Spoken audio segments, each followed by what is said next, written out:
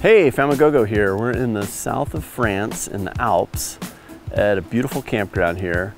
I wanted to take a minute and show you some of the differences and how they struck me coming from the US to a European campground. Camping here is wide open. You're free to set up your camp anywhere you want.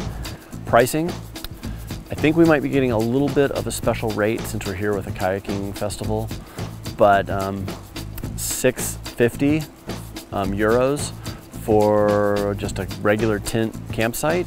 If you want to add power to that, it's 10 euros a night. That's pretty reasonable.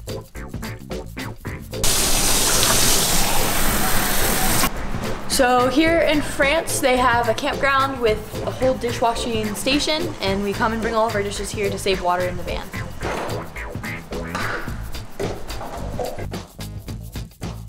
So dogs are allowed to kind of roam in the campsites. It doesn't seem like they have leash laws or anything. And I see a dog that's getting into our trash bag right now, so I better go take care of that. Everyone packs their own table and chairs. Another thing that's different is the co-ed bathrooms. As you'll see, these are all shower stalls, and they all have their own little lock. There's showers here, there's sinks in the middle, toilets on the other side, and it's open to anyone. Biggest difference for me is it's missing a toilet seat. I had no idea what this was until I checked it out. Turns out it's a hair dryer, something I don't really need.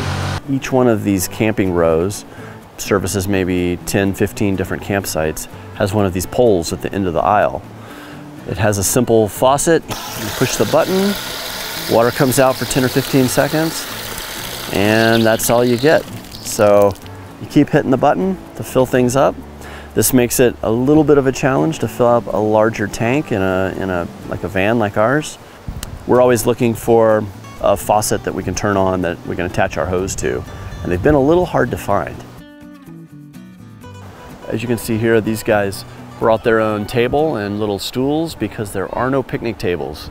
You won't find that here. You won't find fire circles. You won't find a lot of those things that we're used to in the States. But there are a few communal concrete grills scattered about. Most people seem to burn wood in these to cook rather than the traditional charcoal that we see in the States. There's a lot of these shade trees scattered about. That's been a little bit of a trouble for us with how high our vehicle is, but it is okay to drive on the grass. So we have to pick our way through the trees to get to where we want our campsite to be. We're here at a typical European electrical box. This would service maybe, in this case, we've got 4 or 5 different plugs. One that we're plugged in over there gets maybe 8. Then you take these very long extension cords, I mean maybe 100 feet or longer, and you run them off to whatever you need to power. Some of these are going into tents, others are plugged into vans and trailers and all sorts of things. Power demands aren't as great in the vehicles that we see here. Nobody's running air conditioners, nobody's powering TVs, nothing like that. Also at these campsites, there's no water hookups.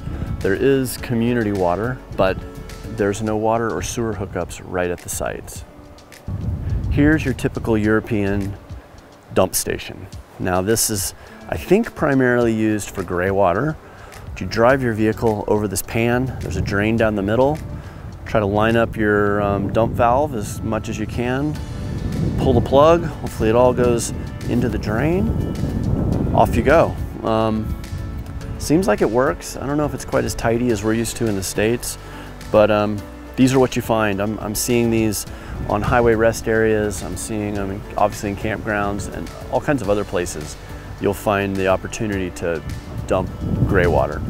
As far as black water goes, at least what we've been doing is we have a cassette toilet in our Revel. We pull that out, we take it into the bathroom, and it's so easy just to take care of that in the toilet. Commonly we're seeing Class C type campers like the one behind me. This would be on the bigger side. You see really a lot of small vans like the VW size vans with pop tops. Those are really popular here. You'll also notice that there's tents and campers all together. Everybody mixes in. It's very common for someone to pull in with their camper, pop up a couple of tents, and use it all together in one combination to accommodate their family. In the campgrounds, it's common to see people changing clothes completely out in the open. They might hide behind a car door but you definitely get quite a few full moons. It's common to see extension cords run throughout the campground. It's oftentimes you're going to see them going across roads, you're going to see them going by other people's tents. They just kind of go wherever they need to go to reach the spot the person needs them to. It's also common to have people walk right through the middle of your campground. You know, I typically don't do that in the States. I'll walk around someone's campground to go to, say, the bathroom, but here it's quite frequently. We've got a tent right here and our van, and it's common to have someone walk between the two. So here we are in the French Alps in our own Revel van. This is awesome. I can't wait. I think tomorrow we're pushing off. We're gonna head over towards Switzerland and probably into Italy. We're gonna explore some Via Ferratas and some more rivers. And this is a dream come true. We're only a month in. We've got 5 more months to go, and it seems like time is flying by. Thanks for following along. We're gonna be doing regular videos like this. We hope that this inspires you to get out on your own adventures.